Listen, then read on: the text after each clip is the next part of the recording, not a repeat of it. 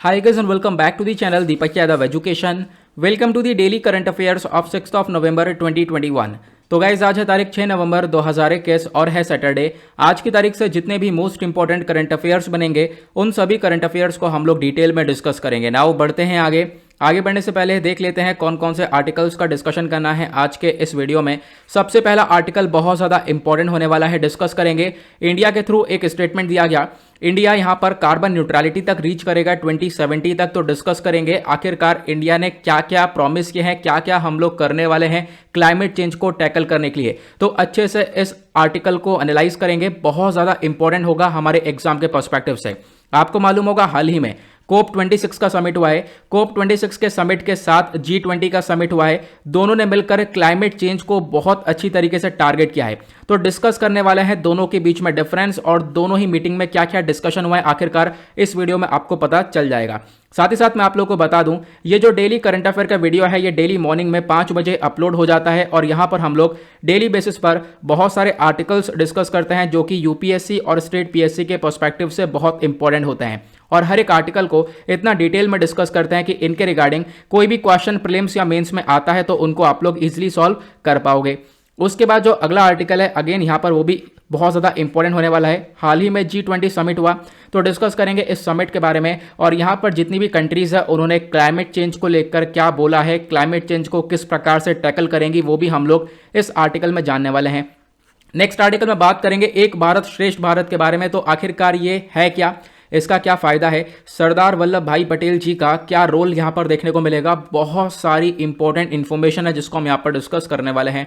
फिर उसके बाद नेक्स्ट आर्टिकल में बात करेंगे हम लोग अभी हाल ही में इंडिया और आसियान के बीच में एक समिट हुआ है, वो है 18वां समिट। तो डिस्कस करेंगे आसियान क्या है आखिर और इन दोनों के बीच में जो ये समिट हुआ इसके बीच में क्या क्या डिस्कशन किया गया, किस प्रकार से जो भारत है वो आसियान कंट्रीज के साथ अपने रिलेशंस को और ज़्यादा स्ट्रॉन्ग करेगा।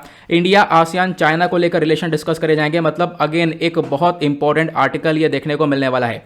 नेक्स्ट आर्टिकल में बात करेंगे जो हमारे पास वर्ल्ड हेरिटेज साइट्स हैं उनके ऊपर आज के टाइम पर क्लाइमेट चेंज का क्या इंपैक्ट पड़ रहा है और अगर हम लोग वर्ल्ड हेरिटेज साइट्स को अच्छे से प्रोटेक्ट करते हैं तो इससे हम लोग क्लाइमेट चेंज यानी कि जो ग्लोबल वार्मिंग वगैरह है इसको कितने हद तक रोक सकते हैं। अगेन एक बहुत इंपॉर्टेंट आर्टिकल है। एट द लास्ट बात करेंगे वर्ल्ड बैंक ने यहां पर लोन प्रोवाइड करवाने की बात करी है ताकि मेघालय के अंदर जो हेल्थ सिस्टम है वो और ज़्यादा स्ट्रॉन्गर हो जाए। तो इंडिया ने अपना क्या रोल निभाया यहां पर, प्लस वर्ल्ड बैंक आखिरकार क्या है। तो यहां पर भी बहुत सारी इंफॉर्मेशन है जो कि प्रीलिम्स और मेंस के पॉइंट ऑफ व्यू से बहुत ज़्यादा इंपॉर्टेंट होने वाली है।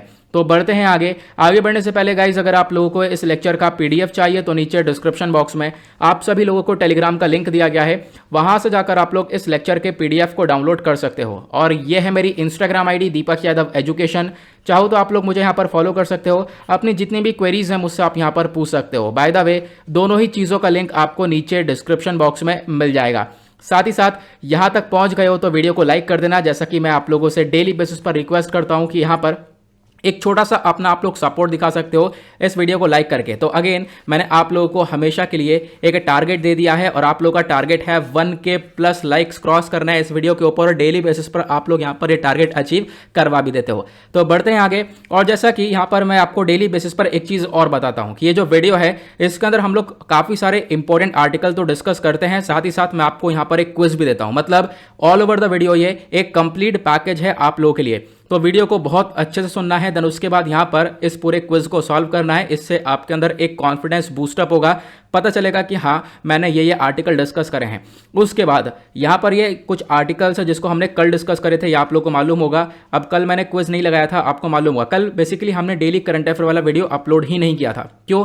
क्योंकि परसों फेस्टिवल था और कल भी यहाँ पर फेस्टिवल ही था। तो लगातार यहाँ पर हो क्या रहा था ना कि जो करंट अफेयर्स है वो बहुत कम इश्यूज निकल कर आ रहे थे। इनफैक्ट कल तो द हिंदू न्यूज़पेपर भी पब्लिश नहीं हुआ था, लेकिन मैंने फिर भी कल एक न्यूज़पेपर जो कि हमने दिवाली वाले दिन डिस्कस नहीं किया था वो वाला न्यूज़पेपर मैंने कल ही डिस्कस किया है, आपको मालूम होगा। ठीक है, तो बढ़ते हैं आगे, स्टार्ट करेंगे आज का डिस्कशन। आज का सबसे पहला आर्टिकल एनवायरमेंट के पर्सपेक्टिव से है और एनवायरमेंट आता है जीएस पेपर 3 के अंदर।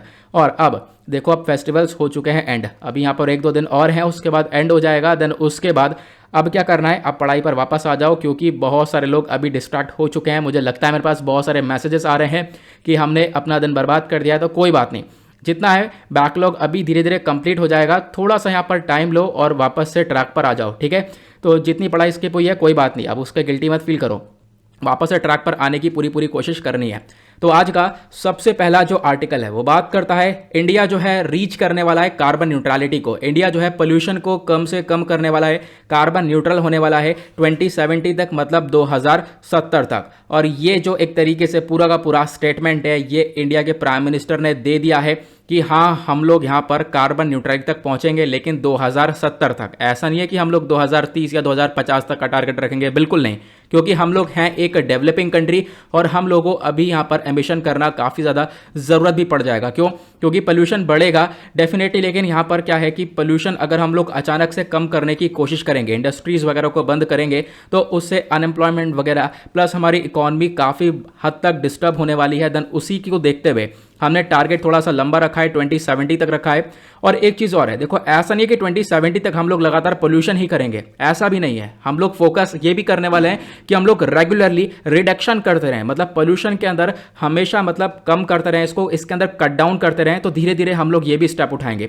तो हर चीज़ के ऊपर फोकस रखने वाले हैं, ऐसा स्टेटमेंट हमारे प्राइम मिनिस्टर का रहा है। इंडिया ने एक प्लेज ले ली है, कहाँ पर? कॉन्फ्रेंस ऑफ पार्टीज के अंदर। तो कॉन्फ्रेंस ऑफ पार्टी COP, ये 26वीं मीटिंग थी, ध्यान से सुनना, ये 26वीं मीटिंग कहां पर हुई है? ये हुई है ग्लासगो के अंदर। छोटी छोटी चीजें सुनते हुए चलना, क्योंकि आपसे क्विज में वो चीजें पूछी जाएंगी आगे। तो ये कॉन्फ्रेंस ऑफ पार्टीज 26 की मीटिंग हुई है, कहां पर? ग्लासगो के अंदर।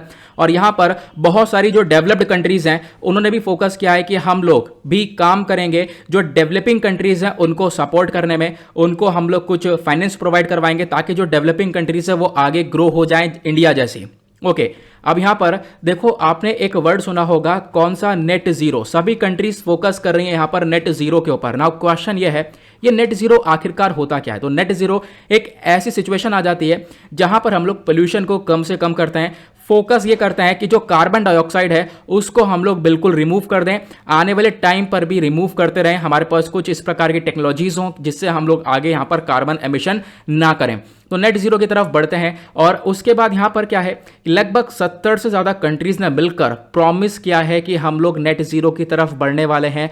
और यहां पर लगातार जो टेम्परेचर बढ़ रहा है हमारे दुनिया भर में, उस टेम्परेचर को थोड़ा सा कम करेंगे, क्योंकि टेम्परेचर बढ़ रहा है तो उससे क्या क्या प्रॉब्लम्स निकल कर आ रही हैं वो भी आपको मालूम होगा। लगातार हमारे ग्लेशियर्स पिघल रहे हैं, इसके ऊपर रेगुलरली हम लोग बहुत सारे आर्टिकल्स को कवर करते रहते हैं। ग्लेशियर्स पिघलेंगे, सी लेवल राइज होगा, सी लेवल राइज होगा, कोस्टल एरियाज डूबते हुए नजर आएंगे। अगेन बहुत सारा नुकसान देखने को मिलता है। तो हम लोग फोकस ये कर रहे हैं कि क्लाइमेट चेंज को टैकल करें, प्लस उसके बाद यहां पर पोल्यूशन को कम से कम करें। पोल्यूशन कम होगा, देन उसके बाद जो टेम्परेचर है हमारा वो भी थोड़ा सा रिड्यूस होता हुआ नजर आएगा। तो इंडिया यहां पर अपने एमिशन को रिड्यूस करने के ऊपर फोकस रख रहा है। इंडिया ने यहां पर एक लोवेस्ट पर कैपिटा एमिशन यहां पर इंडिया को बोला जाता है। देखो हालांकि इंडिया यहां पर एक एमिटर है, लेकिन फिर भी यहां पर अगर हम बात करें तो पोल्यूशन के ऊपर हमारा काफ़ी फोकस रहा है। प्लस उसके बाद हम लोग आज के टाइम पर बहुत सारे इनिशिएटिव्स के ऊपर भी काम कर रहे हैं। उसके बाद रेगुलरली बहुत सारे रिपोर्ट्स वगैरह पब्लिश हो रही हैं। वर्ल्ड रिसोर्स इंस्टीट्यूट हो गया, और इन्होंने यहाँ पर बताया कि जो इंडिया का total green house gas emission है ना, ये 2018 के अंदर 3.3 बिलियन टन्स तक का था। मतलब हमने इतना ज़्यादा पोल्यूशन बढ़ा दिया था। और यहाँ पर रिपोर्ट ये बताती है कि साल 2030 तक ये जो एमिशन है ये लगभग ये 4 बिलियन टन से भी ऊपर जाने वाला है, ये यहाँ पर कुछ रिपोर्ट्स बताती हैं। तो भारत को यहाँ पर इससे भी काफ़ी सारी चिंता है। इसको देखते हुए भारत ने यहाँ पर बोला है कि हम लोग 1 बिलियन टन तक पोल्यूशन को रिड्यूस करेंगे, कम से कम करेंगे आने वाले 9 सालों के अंदर। तो हम लोग आने वाले 9 सालों में भी फोकस रखने वाले हैं कि अपने एमिशन को कम से कम करें, 2030 तक कम से कम यहाँ पर पोल्यूशन को करें। उसके बाद इंडिया का एक नया रिन्यूएबल टारगेट भी आ चुका है। इंडिया ने बोला है कि हम लोग जो रिन्यूएबल सेक्टर है उसके ऊपर डेफिनेटली बहुत सारा काम करने वाले हैं। मतलब कि जो भी इलेक्ट्रिसिटी वगैरह जनरेशन हो गया, क्योंकि इलेक्ट्रिसिटी जनरेशन के अंदर ही हम लोग पोल्यूशन क्रिएट कर रहे हैं, कोयले का इस्तेमाल हो रहा है, इससे ही कार्बन एमिशन काफ़ी ज़्यादा देखने को मिल रहा है। लेकिन आज के टाइम पर हम लोग क्या करेंगे, सोलर एनर्जी के ऊपर फोकस करेंगे, विंड एनर्जी के ऊपर फोकस करेंगे। तो 2019 के अंदर भारत ने खुद अनाउंस कर दिया था कि हम लोग 2030 तक 450 गीगावाट तक की रिन्यूएबल एनर्जी की तरफ बढ़ने वाले हैं। इतनी एनर्जी हम लोग इंस्टॉल करेंगे जो कि होगी वो एक रिन्यूएबल एनर्जी, मतलब कि वो सोलर एनर्जी या विंड एनर्जी से प्रोड्यूस हो रही होगी, पोल्यूशन नहीं होगा। तो लेकिन आज के टाइम पर क्या हुआ है, अभी जो मीटिंग हुई है यहां पर भारत ने अपने टारगेट को 450 गीगावाट से 500 गीगावाट कर दिया है कि आने वाले टाइम पर हम लोग 500 गीगावाट तक रिन्यूएबल एनर्जी इंस्टॉलेशन करने वाले हैं, ये यहां पर बताया गया। प्लस इंडिया आज के टाइम पर एक तरीके से फोकस रख रहा है कि हम लोग जो कोल पावर प्लांट्स हैं इनको भी एक तरीके से फाइनेंस वगैरह ना प्रोवाइड करवाएं, मतलब कि जो नए कोल पावर प्लांट्स बनकर निकलेंगे, मतलब जो नए नए प्लांट्स होंगे उनको अप्रूवल नहीं दिया जाएगा। अब यहां पर हम लोग कोशिश करेंगे कि कोयले का ज़्यादा इस्तेमाल ना हो। प्लस भारत यहां पर फोकस रखेगा कि जो नॉन फॉसिल फ्यूल एनर्जी है उसको हम लोग इंक्रीज करें जिससे पोल्यूशन नहीं होगा। उसके बाद इंडिया यहां पर बिल्कुल रेडी था कि हम लोग 40% तक इलेक्ट्रिसिटी को टारगेट करने वाले हैं कि हम लोग नॉन फॉसिल फ्यूल से जनरेट करेंगे। तो 2030 तक हम लोग कुछ इस प्रकार से काम करेंगे कि हम लोग पोल्यूशन को बहुत ज़्यादा कम कर दें। प्लस अब उसके लिए पैसे की जरूरत पड़ेगी, तो भारत ने यहां पर क्लाइमेट फाइनेंस को लेकर एक और बहुत बड़ा सुझाव दिया। क्या सुझाव दिया है कि देखो जो डेवलप्ड कंट्रीज है, काफी अमीर कंट्रीज है, रिच कंट्रीज है, फॉर एग्जांपल अमेरिका हो गया प्लस यूरोपियन कंट्रीज हो गई, तो इनको क्या करना चाहिए, जो एक तरीके से मिडिल कंट्रीज हो गई या उसके बाद मिडिल इनकम कंट्रीज से थोड़ा सा अपर हायर हो गई, देन उसके बाद यहाँ पर कुछ डेवलपिंग कंट्रीज हो गई, तो उनको पैसा प्रोवाइड करवाना चाहिए। तो भारत ने पूरी पूरी डिमांड करी है, पता है कितने रुपए की, अगर हम डॉलर्स के टर्म में देखें तो $1 ट्रिलियन तक का डिमांड क्या है कि एज अ क्लाइमेट फाइनेंस चाहिए हम लोगों को, जिससे कि जो डेवलपिंग कंट्रीज हैं वो आगे ग्रो कर सकें। एटलीस्ट इतना तो यहां पर अमाउंट लगेगा ही लगेगा अगर आपको बदलाव चाहिए तो। प्लस आज के टाइम पर क्या क्या हमें स्टेप्स की जरूरत है, मतलब कि क्या क्या कदम उठाने चाहिए हम लोग को अगर नेट जीरो तक हमें बढ़ना है। तो पहला कदम, भारत को जो अपना सोलर पावर कैपेसिटी है ना उसको इंक्रीज करना पड़ेगा, मतलब रिन्यूएबल एनर्जी के सेक्टर में हमको काफी आगे बढ़ना पड़ेगा। लगभग बताया गया 2070 तक हम लोगों को 5600 गीगावाट तक की जो सोलर पावर है उसको इंस्टॉल करना वाला है, मतलब इतना करेंगे हम लोग तो आगे पोल्यूशन को कम से कम कर पाएंगे। देन उसके बाद दूसरा स्टेप क्या होगा, कोयले का यूज हमें कम से कम करना पड़ेगा, बिल्कुल डाउन करना पड़ेगा, 99% तक हमें ड्रॉप डाउन करना पड़ेगा। और 2060 तक अगर हमें 2070 तक एक नेट जीरो एमिशन वाला कंडीशन चाहिए तो।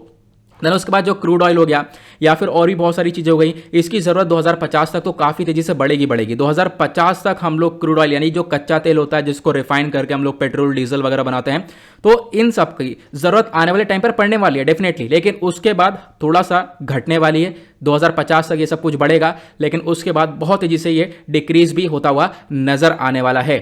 देन उसके बाद एक स्टेप ये भी उठाना चाहिए, भारत को ग्रीन हाइड्रोजन के ऊपर काम करना चाहिए। ग्रीन हाइड्रोजन इलेक्ट्रोलिसिस के प्रोसेस से बनता है, वाटर के अंदर से हम लोग क्या करते हैं, वाटर के अंदर से हाइड्रोजन और ऑक्सीजन को सेपरेट कर देते हैं, फिर हाइड्रोजन को स्टोर कर लेते हैं और हाइड्रोजन का ही हम लोग इस्तेमाल करते हैं।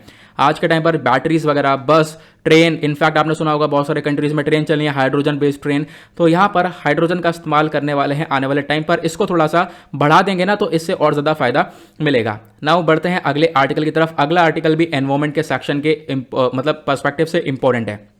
यहाँ पे बात की गई है G20 समिट के बारे में। अभी हमने कॉन्फ्रेंस ऑफ पार्टीज के बारे में बात करी है।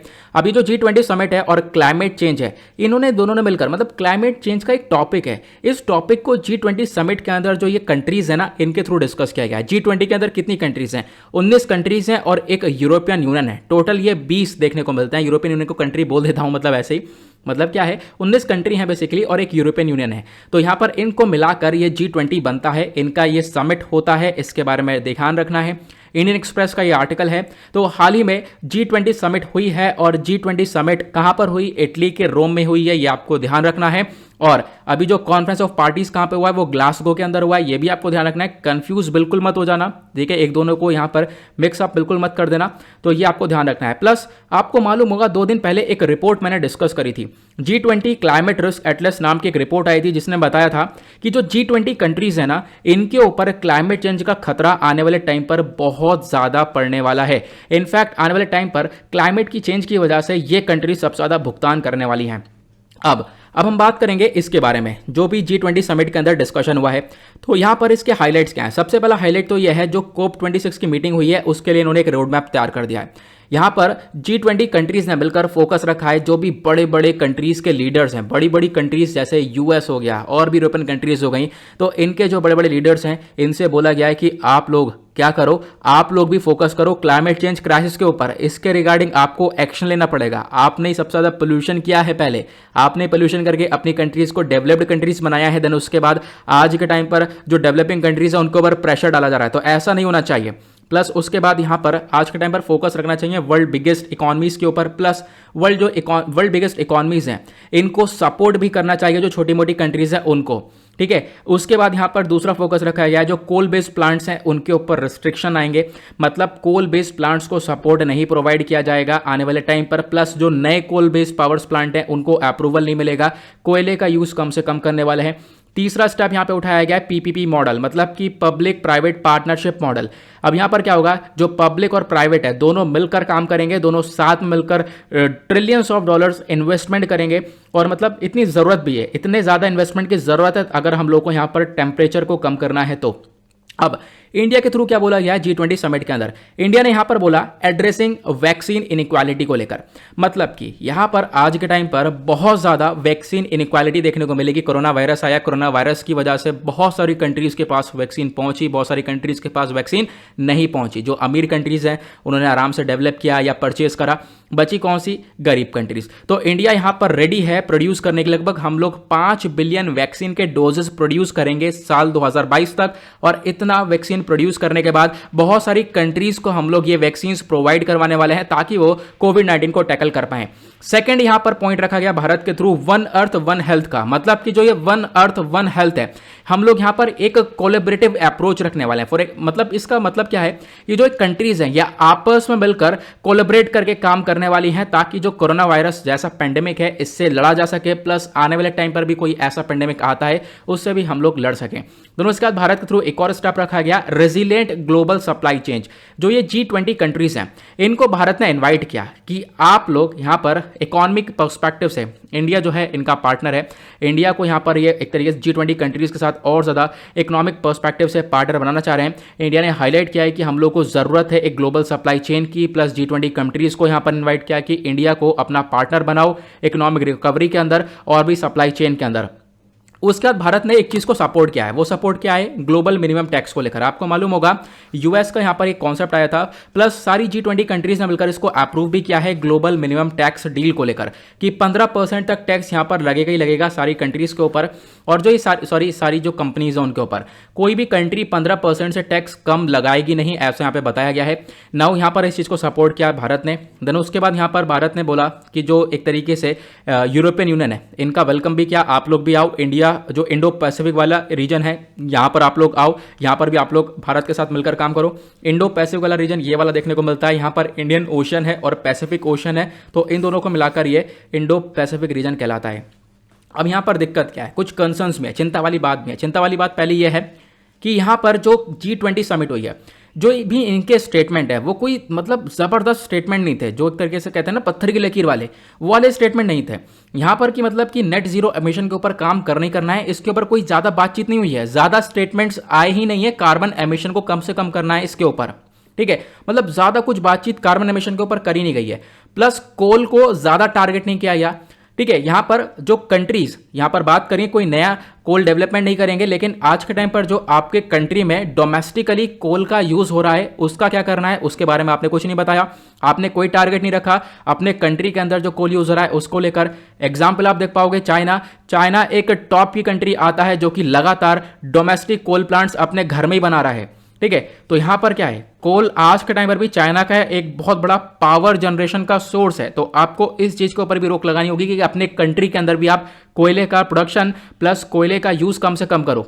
उसके बाद जो वैक्सीन पेटेंट है इसके ऊपर छूट देनी चाहिए, क्योंकि जो अमीर कंट्रीज है वो वैक्सीन बना लेती हैं उसके बाद पेटेंट ले लेती हैं। अब यहां पर इस वैक्सीन को कोई दूसरा बना नहीं सकता, तो इसके पेटेंट के ऊपर एक छूट देनी चाहिए, ये भारत ने सपोर्ट किया है। प्लस यहां पर एक कंसर्न भी है कि यहां पर वैक्सीन के ऊपर छूट नहीं दी गई है। उसके बाद इंडिया जैसी कंट्री जो डेवलपिंग कंट्रीज है इनके ऊपर लगातार प्रेशर डाला जा रहा है कि आप पोल्यूशन कम से कम करो, और हम लोग जबकि एक डेवलपिंग कंट्रीज है, हम लोग का पोल्यूशन करना यहाँ पर एक तरीके से कंपलसरी सा हो चुका है। हम लोग यहाँ पर पोल्यूशन करे बिना आगे बढ़ ही नहीं सकते हैं। उसका ऑल्टरनेटिव अगर चाहिए तो ऑल्टरनेटिव के ऊपर डेफिनेटली काम कर रहे हैं, लेकिन उसमें समय लगता है और समय लगेगा भी आगे भी। ऐसा नहीं कि एक रात में ये सारे काम हो जाएंगे। तो हम लोग आज के टाइम पर फोकस कर रहे हैं। तो आज के टाइम पर डेवलपिंग कंट्रीज के ऊपर भी बहुत ज़्यादा प्रेशर आ रहा है इन बड़ी बड़ी कंट्रीज की तरफ से, ये भी आपको ध्यान रखना है। ठीक है, तो G20 क्या है इसके बारे में ध्यान रखना। एक इनफॉर्मल ग्रुप है, यहाँ पर 19 कंट्रीज हैं और एक यूरोपियन यूनियन है, सब मिलाकर ये 20 हो जाता है। इस वजह से इसको G20 बोलते हैं। इसका कोई परमानेंट सेक्रेटरीट या फिर कोई हेडक्वार्टर वगैरह है नहीं, ये आपको ध्यान रखना है। अपने आप में दुनिया का एक बहुत बड़ा ग्रुप है, बहुत बड़ा पावरफुल ग्रुप है। दुनिया भर की आधे से ज़्यादा पॉपुलेशन यहीं पर कवर हो जाती है। कौन कौन से मेंबर्स हैं इसके तो ध्यान रखना। G20 के अंदर G7 के मेंबर्स भी आते हैं, G8 के जो अंदर रशिया है, रशिया भी आता है, प्लस G20 के सारे मेंबर्स आते हैं। फॉर एग्जाम्पल G20 का पार्ट है इंडिया। ठीक है, इंडिया G7 का पार्ट नहीं है, आपको ध्यान रखना है। G8 का पार्ट नहीं है। G8 पहले ये ग्रुप हुआ करता था। G8 के अंदर ये 7 कंट्रीज हुआ करती थी, G7 वाली प्लस रशिया हुआ करता था, लेकिन रशिया को 2014 में निकाल दिया गया। अच्छा, क्या रीजन था निकालने का, नीचे कमेंट सेक्शन में आप लोग बता सकते हो तो जरूर बताना। ओके, नाउ आगे बढ़ते हैं नेक्स्ट आर्टिकल की तरफ। अगला आर्टिकल इंपॉर्टेंट, पर्सनैलिटी के पर्सपेक्टिव से इंपॉर्टेंट है और ये आर्टिकल आपके सिलेबस का GS पेपर 1 का पार्ट है। यहाँ पे डिस्कशन किया गया है भाषा संगम इनिशिएटिव के बारे में। तो अभी यहाँ पर भाषा संगम इनिशिएटिव को लॉन्च किया गया है। कौन से स्कीम के अंडर में? एक भारत श्रेष्ठ भारत के अंडर में। तो मतलब इसका क्या रोल होने वाला है इसको हम लोग जानेंगे न्यूज़ में। क्यों? क्योंकि हाल ही में जो मिनिस्ट्री ऑफ एजुकेशन है इन्होंने लॉन्च कर दिए हैं अलग अलग इनिशिएटिव्स को, और जो इनिशिएटिव हैं वो सब लॉन्च किए गए हैं एक भारत श्रेष्ठ भारत के अंडर में। मैं आपको समझाऊंगा ये एक भारत श्रेष्ठ भारत क्या है, प्लस क्या क्या इनिशिएटिव लॉन्च करे गए, सब कुछ आपको क्लियर होने वाला है। लेकिन ये सब क्यों किया गया है? ताकि हम लोग राष्ट्रीय एकता दिवस को सपोर्ट कर सकें, उसको और ज़्यादा बढ़ावा दे सकें। ठीक है, नेशनल यूनिटी डे को हम लोग थोड़ा सा और बढ़ावा दे सकें। अब ये नेशनल यूनिटी डे क्या है ये भी आप लोग जानोगे। तो एक भारत श्रेष्ठ भारत, ये इस पूरे के पूरे इनिशिएटिव का अनाउंसमेंट हमारे प्राइम मिनिस्टर ने किया था 2015 में। भारत को एक यूनिटी की तरफ बढ़ाने की तरफ यहाँ पे एक छोटी सी कोशिश की गई थी। क्यों किया गया था? क्योंकि यहाँ पर लगभग यहाँ पर तब हमने 140वीं बर्थ एनिवर्सरी सेलिब्रेट करी थी सरदार वल्लभ भाई पटेल जी की। तो इसी अवसर पर हमारे प्राइम मिनिस्टर ने एक भारत श्रेष्ठ भारत का अनाउंसमेंट किया था।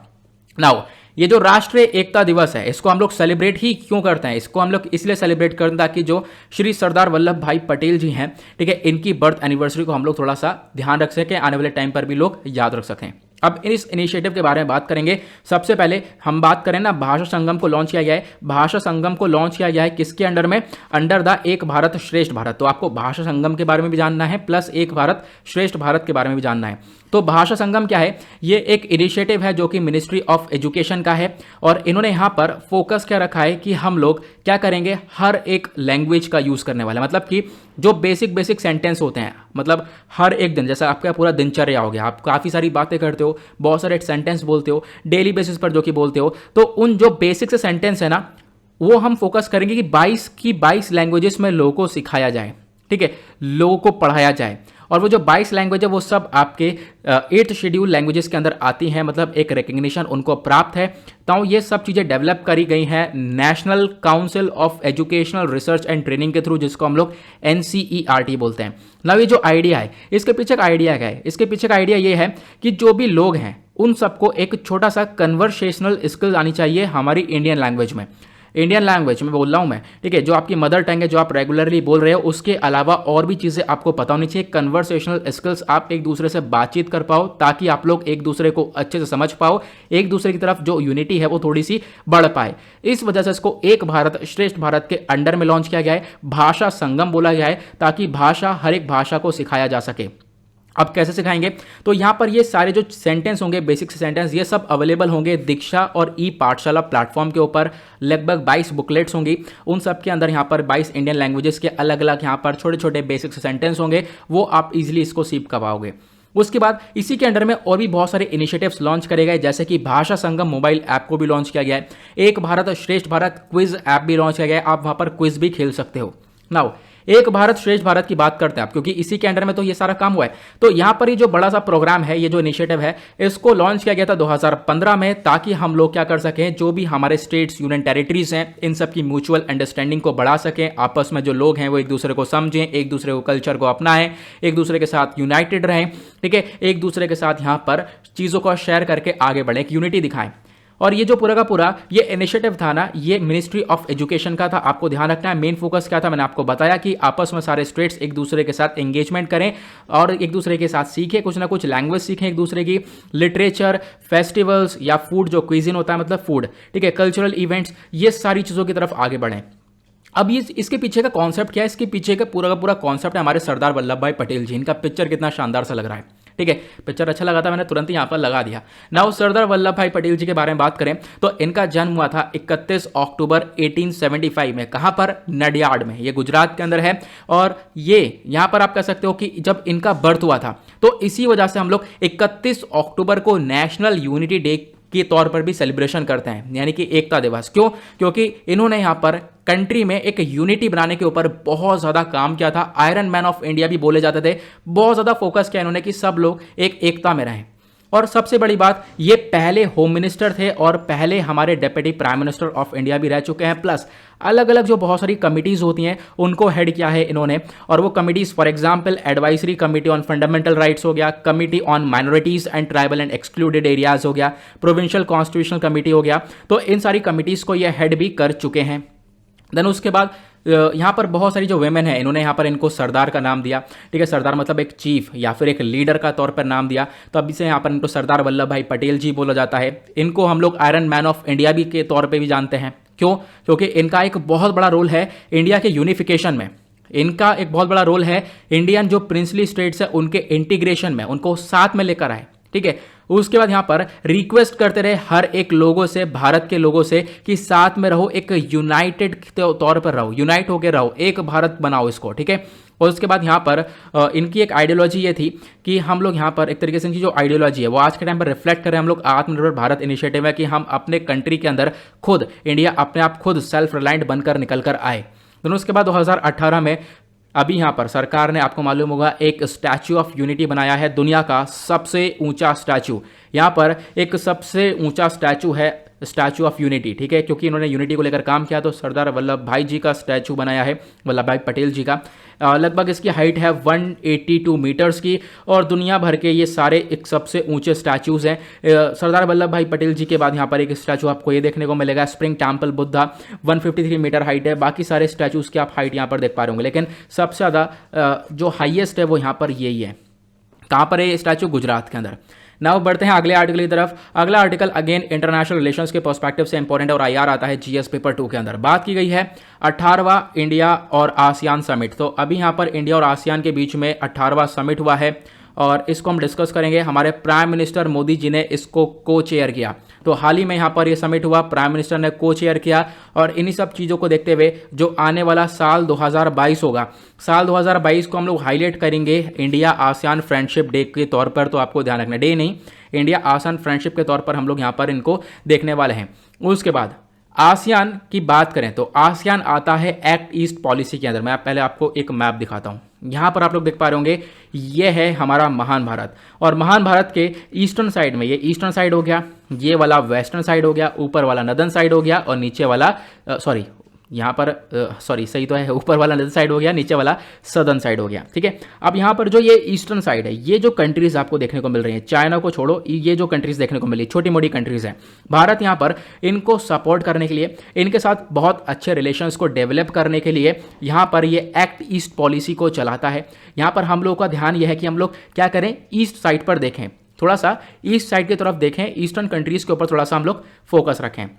तो बात करते हैं आसियान के बारे में, ठीक है। तो पहले हम लोग इस आर्टिकल को समझेंगे। जो ये आसियान है, ये इंडिया की एक्ट ईस्ट पॉलिसी के अंदर में आता है। भारत यहाँ पर पूरा सपोर्ट करता है आसियान कंट्रीज को, ये आपको ध्यान रखना है। हाल ही में भारत ने यहाँ पर 16वां ईस्ट एशिया समिट को भी यहाँ पर एड्रेस किया था, इसको देखा था। नाउ आज के टाइम पर मतलब उसी टाइम पर जो भारत है, भारत ने मेन फोकस रखा कि जो इंडो पैसिफिक वाला रीजन है उसको एक फ्री और ओपन बनाया जा सके, प्लस ये जो आसियान कंट्रीज़ है इनको सपोर्ट किया जा सके। भारत आज के टाइम पर इन आसियान कंट्रीज़ को कैसे सपोर्ट करता है आगे मैं आपको बताऊंगा, प्लस आसियान कंट्रीज़ को चाइना से आज के टाइम पर क्या खतरा है वो भी मैं आपको आगे बताऊंगा। तो इंडिया और आसियान की कनेक्टिविटी को लेकर बातचीत हुई है। अभी जो समिट हुआ है 18वां वाला, मतलब कि जो अभी समिट हुआ वहाँ पर डिस्कशन ये हुआ है कि भारत और आसियान दोनों मिलकर आपस में कनेक्ट होंगे, कनेक्ट फिजिकली भी, साथ ही साथ पीपल टू पीपल कनेक्टिविटी भी देखने को मिलेगी, डिजिटली भी। और क्या होगा, दोनों एक दूसरे के कल्चर कनेक्टिविटी, दोनों की सांस्कृतिक कनेक्टिविटी और भी अलग अलग तरीके से कनेक्टिविटी को बढ़ाया जाएगा। प्लस ट्रेड और इन्वेस्टमेंट के ऊपर काम होगा। जो आसियान कंट्रीज़ है वो यहाँ पर भारत के साथ ट्रेड करें, तो इसके ऊपर हम लोग फोकस रखने वाले हैं। फ्री ट्रेड एग्रीमेंट को लेकर चलेंगे, जिससे कि यहाँ पर कोई ड्यूटीज़ चार्जेस वगैरह न लगाए जाएँ, ताकि हम लोग एक दूसरे कंट्रीज़ को सपोर्ट कर सके। प्लस कोविड-19 को देखते हुए भारत अपने खुद एफर्ट दिखाएगा। भारत आज के टाइम पर काफ़ी बेहतरीन तरीके से कोविड-19 से लड़ रहा है। तो इंडिया ने यहाँ पर हाल ही में कंट्रीब्यूट भी किया था। हमने लगभग मेडिकल सप्लाईज की बात करें तो $2 लाख तक के मेडिकल सप्लाईज प्रोवाइड करवाए हैं आसियान कंट्रीज़ को। म्यांमार को हमने $1 मिलियन तक का यहाँ पर कोविड-19 रिस्पॉन्स फंड दिया है। तो इस प्रकार से हम लोग आसियान कंट्रीज़ की काफ़ी हेल्प कर रहे हैं। इंडिया, आसियान और चाइना की बात करें तो अपने आप में इन तीनों का एक बहुत बड़ा झड़प देखने को मिलता है।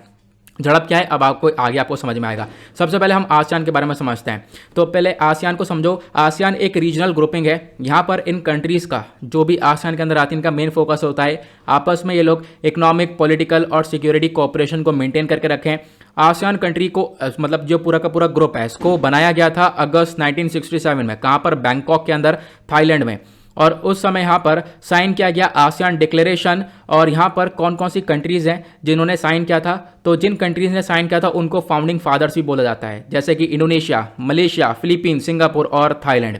ठीक है। उसके बाद यहाँ पर जो इसका चेयरमैनशिप है वो रोटेट होता रहता है, साल ब साल यहाँ पर अलग अलग कंट्रीज़ यहाँ पर इसको चेयर करती हैं। आसियान कंट्रीज़ की टोटल पॉपुलेशन लगभग 650 मिलियन के आसपास है। प्लस यहाँ पर जीडीपी जो है वो $2.8 ट्रिलियन के आसपास है। इंडिया जो है यहाँ पर चौथा सबसे बड़ा व्यापार के मामले में एक बहुत बड़ा पार्टनर है आसियान कंट्री का, ये आपको ध्यान रखना है। आसियान के अंदर कितने मेंबर्स हैं? तो ये आपको मेंबर्स दिख रहे होंगे: Brunei, Cambodia, Indonesia, Laos, Malaysia, Myanmar, Philippines, Singapore, Thailand, Vietnam. ठीक है, ये सब आपको देखने को मिलेंगे। ये रही आसियान ग्रुपिंग। ये सारी जो कंट्रीज़ हैं ये आपको देखने को मिलेंगी। अब ये हम लोग वर्ल्ड मैप पर देखें, ये सारी कंट्रीज़ कहाँ पर स्थित हैं? तो ये सारी कंट्रीज़ इस वाले एरिया में स्थित हैं। इस वाले एरिया की बात हो रही है। एक सेकेंड मैं इसको क्लियर कर देता हूँ। हाँ, तो इस वाले एरिया की बात हो रही है। इस वजह से यहाँ पर ये ईस्टर्न साइड में आती हैं। तो इस वजह से भारत यहाँ पर इन कंट्रीज़ के ऊपर फोकस ज़्यादा कर रहा है। अब क्यों कर रहा है? क्योंकि चाइना का काफ़ी बड़ा खतरा देखने को मिलता है। अगर हम इंडिया, आसियान और चाइना को लेकर चलें तो इंडिया आसियान के रिलेशंस काफ़ी अच्छे हैं और आसियान और चाइना के रिलेशंस काफ़ी ख़राब हैं। ऐसा क्यों?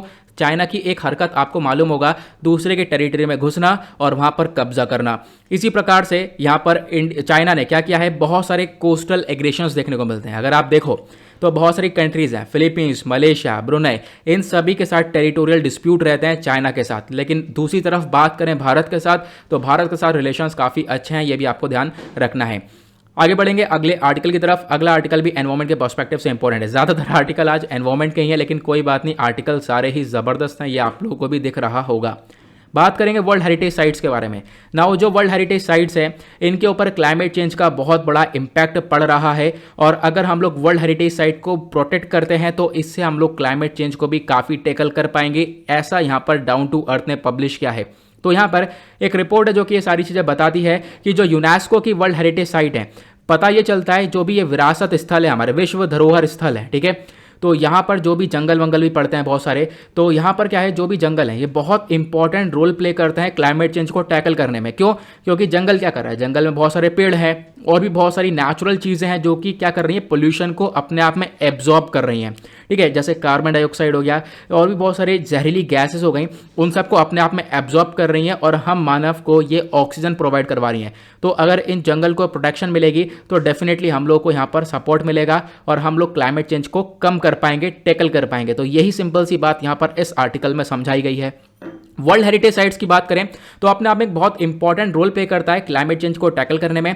लगभग यहाँ पर ये 190 million tons of CO2 absorb करता है हमारे एटमॉस्फेयर से, मतलब हमारे वातावरण से इतना ज़्यादा पोल्यूशन ये हर साल एब्जॉर्ब करता है। अगर इस सारे पोल्यूशन को एक बार में रिलीज कर दिया जाए हमारे एटमॉस्फेयर के अंदर तो समझ लो आज के टाइम जो हालत है उससे 1.5-2 गुना ज़्यादा बुरी हालत हो जाएगी आने वाले टाइम पर। ठीक है, मतलब बहुत ज़्यादा पोल्यूशन को कैप्चर करके रखता है, ये यहाँ पर बताया गया है।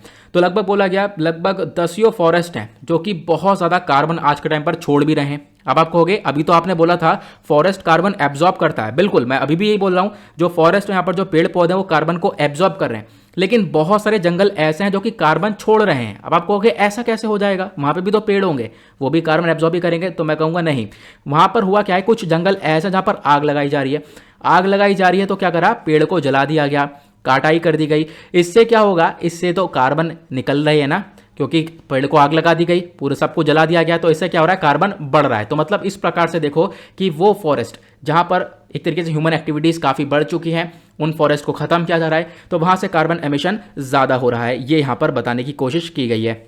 अब बात करते हैं वर्ल्ड हेरिटेज मैरीन प्रोग्राम की। देखो मैरीन प्रोग्राम भी चलते हैं, मतलब कि बहुत सारे ओशियंस होते हैं जिनको एक दुनिया भर में रिकग्निशन मिलता है, वो ओशन काफ़ी कुछ कंट्रीब्यूट करते हैं हमारे लिए। तो यहाँ पर जो ओशन है ना, वो भी कार्बन को कैप्चर करके रखते हैं। ओशन के अंदर जो समुद्र होते हैं उनके अंदर भी बहुत सारे पेड़ पौधे पाए जाते हैं। मैं आपको दिखाता हूँ, इस प्रकार से आपको ये ओशन दिखेगा। नीचे यहाँ पर आप देख पाओगे काफ़ी कुछ हरियाली है। तो ये क्या करती है, जो हमारे पेड़ पौधे एटमॉस्फेयर को कार्बन, मतलब जो भी हमारा एटमॉस्फेयर है वो कार्बन को एब्जॉर्ब करता है ना, उसी प्रकार से यहाँ पर कुछ ये पानी है वो भी कार्बन को एब्जॉर्ब करता है। उसको हम लोग बोलते हैं blue carbon. Blue carbon simple term है, carbon capture by the world ocean and coastal system. दुनिया भर के जो ओशन है या फिर हमारा कोस्टल सिस्टम है वो भी काफी सारे कार्बन को एब्जॉर्ब करके रखता है। तो अपने आप में यहाँ पे भी काफी फायदा है, ठीक है। तो वर्ल्ड हेरिटेज मैरीन प्रोग्राम भी काफी इंपॉर्टेंट है। आज के टाइम पर लगभग 50 साइट हैं ऐसी जो कि यूनिक मैरीन वैल्यूज हैं, मतलब कि एक तरीके से बहुत ज़्यादा एक तरीके से मैरीन हेरिटेज साइट है, मतलब कि ओशन जहाँ पर होता है वो एक तरीके से उसको रिकग्निशन मिला हुआ है दुनिया भर में। अब भारत का एक ही पार्क है तो आपको ध्यान रखना है, जिसको हम लोग मैरीन पार्क कहते हैं। तो इंडिया का एक लौता पार्क है वो है सुंदरबन नेशनल पार्क, जो कि यहाँ पर 5 साइट के अंदर आता है। मतलब कि आज के टाइम पर दुनिया भर में सिर्फ टोटल ऐसी 5 ही साइट हैं जो कि यहाँ पर हाईएस्ट ब्लू कार्बन को स्टोर करके रखती हैं। ब्लू कार्बन क्या होता है मैंने आपको बताया, ठीक है। तो उन 5 साइटों के अंदर से भारत का भी एक सुंदरबन नेशनल पार्क है जहाँ पर बहुत ज़्यादा ब्लू कार्बन रखा हुआ है, ठीक है, मतलब ब्लू कार्बन को एब्जॉर्ब कर रखा है। अब यहाँ पर जो ये लगातार पोल्यूशन हो रहा है, इसके पीछे के रीजंस क्या क्या हो सकते हैं। सबसे पहला रीजन तो यह है कि लगभग बहुत सारी जगह पर जो एक तरीके से जो ज़मीन है उसको कटाई हो रही है, वहाँ पर पेड़ पौधों की कटाई हो रही है, उसको साफ किया जा रहा है, एग्रीकल्चर के लिए यहाँ पर कटाई हो रही है। तो इसकी वजह से पोल्यूशन लगातार इंक्रीज हो रहा है। कहीं कहीं पर जंगल को जलाया जा रहा है। आपने देखा ब्राज़ील के अंदर जो अमेजन फॉरेस्ट है उनके ऊपर आग लगाई गई, तो इससे पोल्यूशन इंक्रीज हो रहा है। प्लस और भी बहुत सारी नेचुरल कैलेमिटीज़ देखने को मिल रही हैं, उसकी वजह से भी यहाँ पर हमारे फॉरेस्ट डैमेज हो रहे हैं। प्लस उसके बाद यहाँ पर कुछ रिकमेंडेशन दी गई हैं कि आप लोग क्या कर सकते हो। सबसे पहली बात, आपको हेरिटेज साइट्स को एक प्रोटेक्शन देनी होगी, ठीक है। यहाँ पर आप अपने हेरिटेज साइट्स जो भी आपके धरोहर स्थल हैं उनको आप प्रोटेक्शन दो, अपने फॉरेस्ट को बचाओ। इससे आपका क्लाइमेट चेंज के ऊपर काफ़ी बड़ा रोक, आप उसके ऊपर कंट्रोल कर पाओगे। लेकिन करना क्या है, एक रैपिड रिस्पॉन्स दिखाना है, बहुत जल्दी आपको रिस्पॉन्स करना होगा। ऐसा नहीं कि आप सो रहे हो, आज के टाइम पर भी पोल्यूशन बढ़ रहा है। आज के टाइम पर अभी से ही इसी वक्त से यहाँ पर आपको ये स्टेप उठाने होंगे।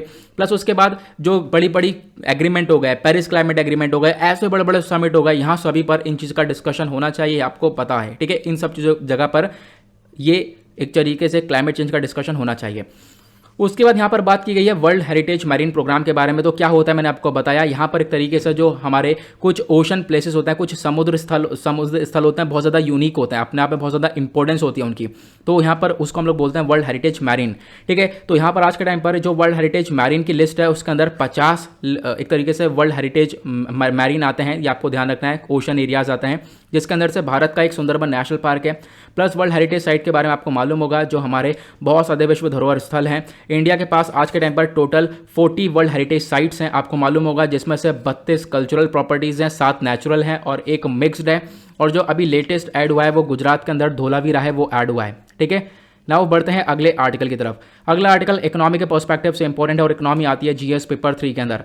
बात की गई है वर्ल्ड बैंक ने यहाँ पर लोन प्रोवाइड किया है ताकि जो मेघालय का हेल्थ सिस्टम है वो ज़्यादा इंक्रीज हो सके। और इसी सब चीज़ों को देखते हुए भारत और वर्ल्ड बैंक ने मिलकर यहाँ पर इस पूरे के पूरे अग्रीमेंट को साइन किया है कि हम लोग $40 मिलियन तक प्रोवाइड करवाएंगे मेघालय हेल्थ सिस्टम को, ताकि मेघालय अपने हेल्थ सिस्टम को अच्छा कर सके। जो वहाँ पर पेंडेमिक देखने को मिला, जो वहाँ का हेल्थ सिस्टम बेकार हो चुका है, उसको एक तरीके जहाँ पर इन्फेक्शन बढ़ चुका है उसको रोका जा सके, उस वजह से यहाँ पर ये पैसा दिया जा रहा है। प्लस उसके बाद मेघालय के अंदर जो बायोमेडिकल है उसको अच्छे तरीके से वो मैनेज कर सके, इसके लिए पैसा दिया जा रहा है।